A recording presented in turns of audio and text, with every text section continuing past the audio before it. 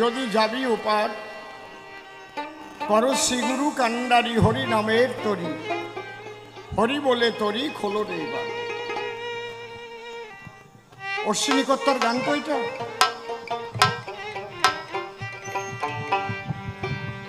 বাবা পাগলাও তার গানে বলেছেন, একই কথা বলেছেন। ও ভোলা ভোলা মনটি আমার গুরুর চরণে ছরণ যেন থাকে।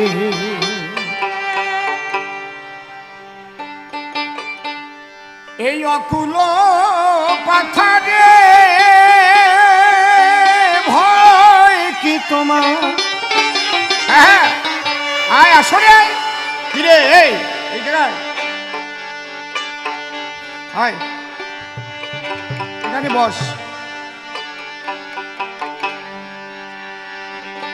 এই অকুল পাথারে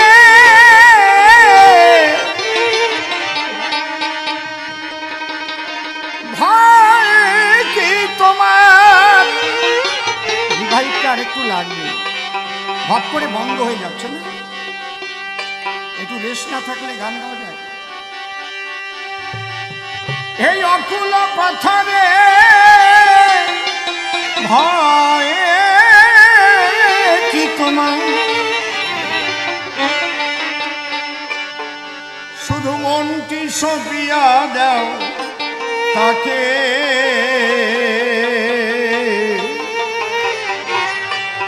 গুরুর চরণে শরণ যেন থাকে।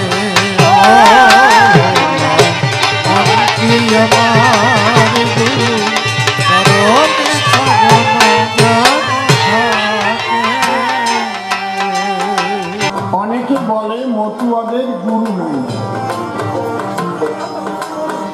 আজকাল ফেসবুক মতুয়ার অভাব নাই।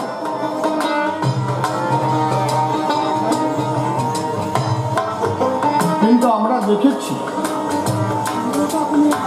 আমার অশ্বিনী কর্তার গান, কারক কর্তার গান এবং তাদের জীবন দর্শন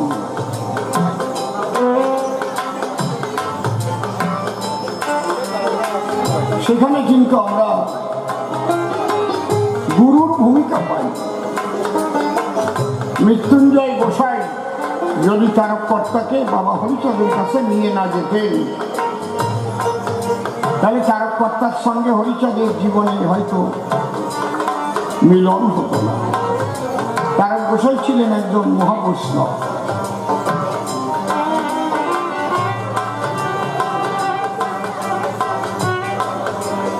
আবার কারক গোসাই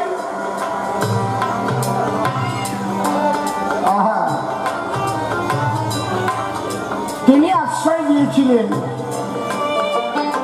আমার অশ্বিনী কর্তাকে।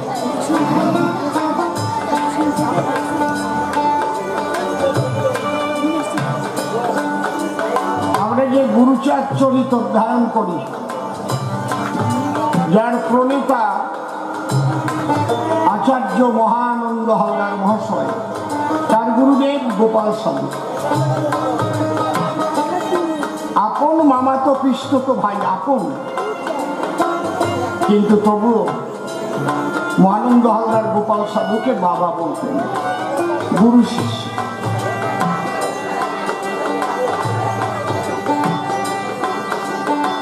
আমার অশ্বিনী গোসাই পরিষ্কার বলে গেছে, করো শ্রী গুরু কান্ডারি হরি নামের তরি, হরি বলে তরি খোলো রে এবার। আমি সেই গুরুমুখী গানটা দিয়েই আজকের সঙ্গের আসর আরম্ভ করছি। শ্রী ঠাকুর ভাবা পাগলা কি বলছে? একমাত্র গুরুই পারে মানুষের কঠিন বিপদ থেকে রক্ষা করতে, শোক তাপ জ্বালা যন্ত্রণা পাপ পুণ্য থেকে উদ্ধার করতে। পাপের সাগরে যদি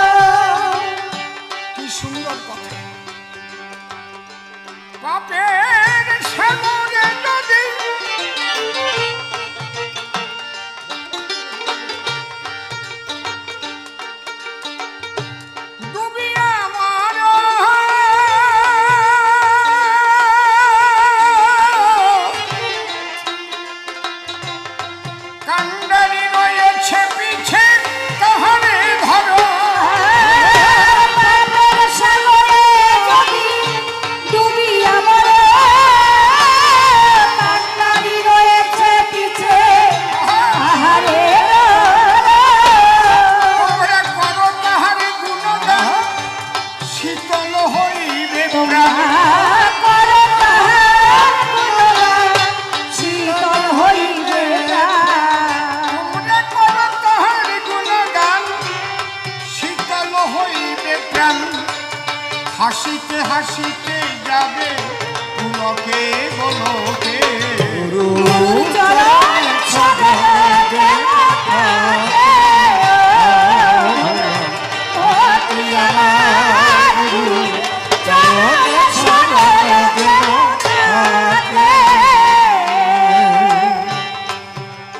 আমার আমার বুলি কহিও না